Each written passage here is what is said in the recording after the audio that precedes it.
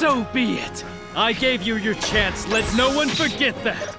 What makes a hero? What makes a villain? Such simple questions with complex answers. And yet these are crucial questions that Geass presents to its audience. Every character in this show is like a coin, having two sides, good and evil. Technically, all people share this aspect. And much like a quantum computer that's both off and on at the same time, so are these characters. It just depends on what side you're looking at. Lelouch stands above the rest as a character that everyone loves to analyze, whether it's his intelligence, morals, relationship, or today's topic, what's their role in the story? Is Lelouch a villain, hero, or something in between, an anti-hero? This topic has been debated since Geass aired back in 2006 and will continue for as long as people experience the series. Normally, stories make it obvious what's the role of their characters using their actions, appearance, mannerism, or other external and internal characteristics. The problem with Lelouch is that he's much like a brilliant actor who plays multiple roles, assuming different identities and personalities, becoming a different person altogether. Unless you get to know him personally, and even if you did, it's hard to know who the real Lelouch even is. It doesn't help that Lelouch tends to lie to others almost like a secret agent, as Shirley once asked, what's the truth and what are the lies? Charles even questioned Lelouch on this when he mentioned that he hides behind masks, never showing anyone his true face. If we go by each mask that Lelouch wears, it makes Lelouch's role in the story much more obvious. Kind of like the teacher who gives out the answers the week before the test. And yes, I had a teacher like that. Anywho, going by the masks, Zero is an anti-hero vigilante, V Britannia was a hero, and when he was evil Emperor Lelouch, he was clearly a villain. But here's the problem. If you have a pizza, with each slice having a different topping, what kind of pizza is it? Does each slice count towards the whole pizza or treat it separately? It's the same with Lelouch. Do we classify him as being all of these things or none of these things? Like, the agents from The Matrix. And then there's another layer to this. Let's say Lelouch with one mask saves the world, but if another kills innocent people, does one act redeem the other? How would you even judge such a thing? It would be no different than discussing the difficult moral ethics behind the death penalty. These are the dilemmas to consider when determining Lelouch's role in the story, and that's exactly what I'm going to do in this video. So sit back, relax, as we look at the actions, motivations, personas, and tons of other stuff to settle the argument once and for all. Is Lelouch a good guy, bad guy, or anti-hero? By the way, I appreciate everyone who has patiently waited for this one, as it's been long overdue. When I used to attend university, and thank God I'm done with that, one of my professors used to say it's important to start with a definition. So let's do that before determining what Lelouch is, and then compare Lelouch to each definition. A hero, according to Webster's dictionary, is a legendary figure, often endowed with great strength or ability. There are other parts too, including being a great warrior, having noble qualities, and showing great courage. According to this Quora post, noble traits include courage, honesty, integrity, honor, respect, kindness, and patience. Examples of anime characters who fit this definition include Edward, Alan, Kenshin, Vash, Marlene, Brandon, Joseph, Joestar, Anj, Ichigo, Tenma, Renton, Sasuke, and Nausicaa. Alright, so what's a villain? Well, according to Webster's dictionary, a villain is someone who is a deliberate scoundrel or criminal, one placed for a particular evil or difficulty. Dictionary.com defines a villain as a cruelly malicious person who's involved in or devoted to wickedness or crime. A person or thing is considered to be the cause of something bad. Examples of villains in anime include the Millennium Earl, Father, Aizen, Johan, Harry McDowell, Darts, Knives, Cars, Dewey, and Muzan.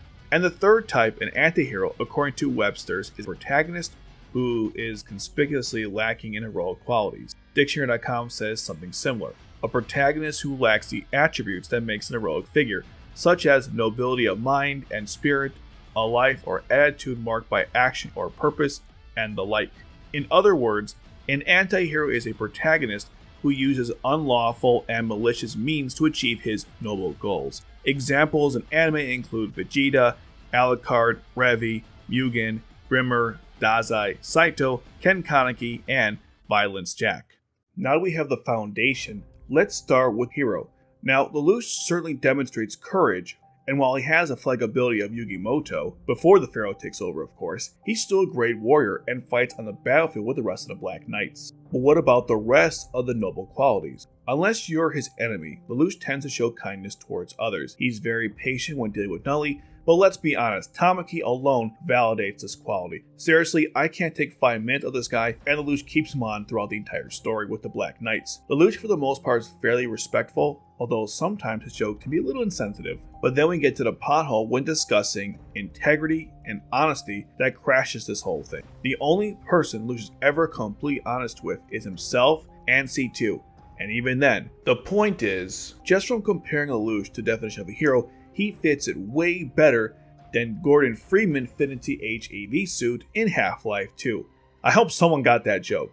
Anyways, we're not safe yet because Lelouch also fits the textbook definition of a villain. Lelouch technically is a criminal who commits malicious acts. He is the source of many of the most destructive parts of the series. Luckily for Lelouch, there is also overlap in this Venn diagram called antihero. To prove this, let's look at his motivations, the reason for his actions. Lelouch acts out of revenge for his mother and to help Nully. Along the way, he also aims to make the world a better place. There are many villains in stories that also express their desires that are similar to Lelouch's, but obviously are villains, so what makes Lelouch different? It's the difference between selfless and selfish, Lelouch being the former and most villains being the latter. Just listen to any of Lelouch's signature quotes, and they all reveal his true intentions. He will become a greater evil to stop evil, that you must get your hands dirty to make change. Ideals alone won't do anything, and sitting back and watching atrocities happen is no way to stop them and prevent future ones. But notice how it's for the sake of changing the world and not giving him a particular thing out of it, other than Nully's safety and avenging his mother. So it looks like we had the textbook answer to this question, but just like people after the ending of Blue Gender, I'm not satisfied and want to go further into this, like Lelouch does with C2. You know, when they discuss Geass. What do you think I was talking about? Anyways, what bothers me is how does Lelouch's actions that are not really aimed at helping anyone out and reflect a typical villain factor into this? I mean, sure, the Zero Requiem was a mix of heroism and acts of villainy done to make a better future for humanity. But what about the Geass Order massacre, or Narita, killing Clovis, or even just using Geass in general? How can you see Lelouch in heroic light when there's literally blood on his hands that even he has admitted to? Based on how many people love the Zero Requiem and continue to like Lelouch, I can only assume that people view the Zero Requiem as an ultimate form of atonement, especially since he died in the end, at least in the original timeline. And even going to the alternative timeline, the characters in Lelouch of the Resurrection seem to also feel like Lelouch has redeemed himself by making a brand new future for the world. But maybe it doesn't matter since Lelouch committed those acts as different personas. And this is the last piece of the puzzle that we have to discuss. As Colin once asked, which one is the real Lelouch? And for the longest time, I used to see them as separate entities, but now I see them as part of a whole. In a weird way, it reminds me of that different versions of Raven from the Teen Titan episode, where the team goes into her mind and meet her different personalities. Each version of Lelouch is a vehicle to express his desire and personality in its most exaggerated form. Lelouch v. Britannia, his original identity, was just a prince living the laps of luxury with his family. After V2 killed his mother, Lelouch had changed to the demon, as Kato brilliantly pointed out. In my mind, the other masks are all aspects of that demon. Zero shows Lelouch's charismatic side, fighting as a rebel leader, acting as a vigilante and a superhero almost, but also performing as if he was on stage. Lamperouge is Lelouch as a docile high school student who wastes time gambling, never studies, never takes life seriously, simply observing and critiquing the world from a distance. The person that Lelouch would probably be in a time of peace. And evil Emperor Lelouch is his uncontrolled darkness, forcing people to obey him as an evil dictator, sacrificing others without hesitation, and betraying everyone that ever loved or trusted him. Julius Kingsley is another person that I haven't discussed yet, and the reason why is he's a result of Charles Geass and doesn't really hold to Lelouch's ideals. He's basically Lelouch as evil Emperor Lelouch, with no restraints whatsoever, and only with an evil goal in mind. Even Lelouch fights Julius, which could mean that their natures were obviously clashing, or the Geass failed, or maybe both. Either way, Julius is no doubt a villain in the story, but he's not Lelouch either, so I don't count that one. L2 is the last persona Lelouch takes on, another immortal who travels with C2, giving and taking Geass wherever he goes. Hard to say where he factors into this since this happens after the end of Zero Requiem. From the picture drama, L2 exhibits many traits from Lamperouche and Zero. Given the nature of Geass and the ethics behind contracts that Lelouch challenged C2 on early on in R1, he still remains an anti-hero in my eyes. All these personas are the real Lelouch, because when he's just V Britannia, he shows the same behavior and personality from his alter egos, albeit at a much smaller scale. It doesn't matter what mask Lelouch wore when acting in noble or villainous ways, as it's all the same person, because Lelouch always strived for the same goal no matter which mask he actually was. So Lelouch is a textbook anti-hero, and his different masks doesn't matter.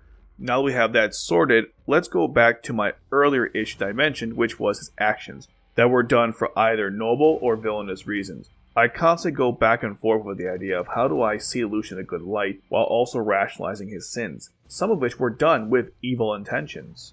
Well, hot take coming, but Lelouch might be an anti-hero, but in my mind, he's not a good person. This definitely wasn't true in the early episodes of the series, but Lelouch slowly showed some of his darker sides. One example includes how he founded the Black Knights on the principles to protect the innocent and not hurt them.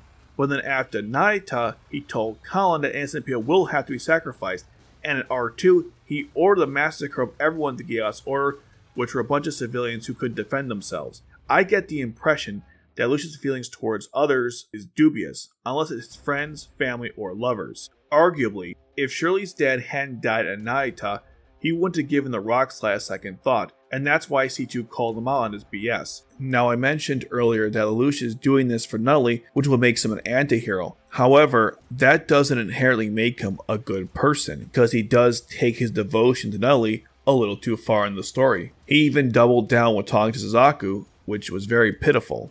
And this is a good place to mention that Lelouch manipulates people even without the Geass. We see this with Rollo, Valletta, the Black Knights, Colin, and many others. And considering the nature of the manipulation, it's really hard to see Lelouch as a good person when factoring that. And of course, what I mentioned earlier. Lelouch's use of Geass ruins his image as a good person. Many of his commands are way too extreme, and for someone of his intelligence to not use a lesser option when available is unacceptable. And even some of his commands are messed up. I have a list that I made in our video which I'll link in the description below, but the one that always sticks out to me is his treatment of Dalton. Heck, even forcing that girl to mark cross on the wall every day, while initially seemed innocent, is actually messed up. Despite moving away, she's still trying to do it to this day. Now before the hate rolls on, let me reiterate something. No one in this series is actually a good person, and I could explain why in context with the other characters, but today we were looking at Lelouch. As I reflect on this, it's crazy that Geass is over a decade old and we are still talking about this. And I know years from now, we'll still keep talking about this, and I look forward to those discussions in the next coming years.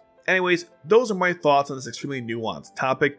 Let me know in the comments below if Lelouch is a hero, villain, or anti-hero, and do you think Lelouch is a good person, why or why not? I appreciate all the feedback, even the trolls. You guys make me laugh. Like, share, and subscribe to the channel for more content. And as I always say, the world is not a dark place, and tomorrow will be a good day. Thanks for watching.